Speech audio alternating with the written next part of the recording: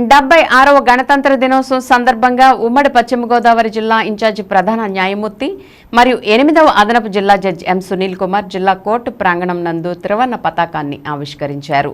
ఈ సందర్భంగా జిల్లా ఇన్ఛార్జి ప్రధాన న్యాయమూర్తి మరియు 8వ అదనపు జిల్లా జడ్జి సునీల్ కుమార్ మాట్లాడుతూ మన పూర్వీకులు మనకిచ్చిన అనుభవాలను ఉపయోగించుకుంటూ రాబోయే తరాలకు ఆదర్శంగా నిలిచేలా ఉద్యోగస్తులు పనిచేయాలని, అలాగే డాక్టర్ బిఆర్ అంబేద్కర్ రచించిన రాజ్యాంగాన్ని అమలు చేయడంలో న్యాయవాదులు విశేష కృషి చేయాలని, తద్వారా సమాజాభివృద్ధి వైపు నడుస్తుందని సూచించారు.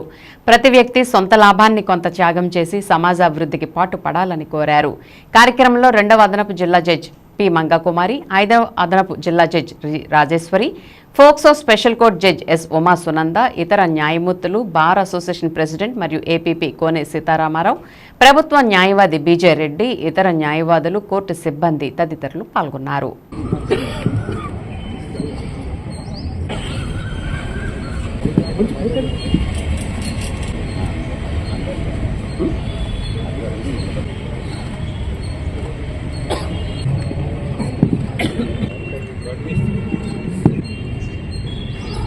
నిలబడవలసింది రిక్వెస్ట్ చేస్తాను.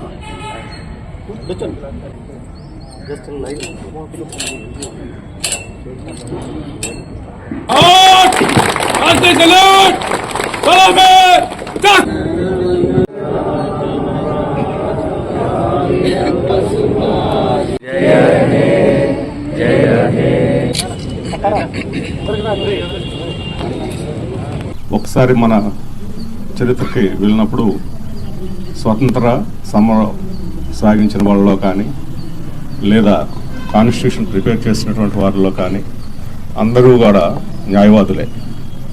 సమాజాన్ని ముందుండి నడిపించిన వారు న్యాయవాదులు.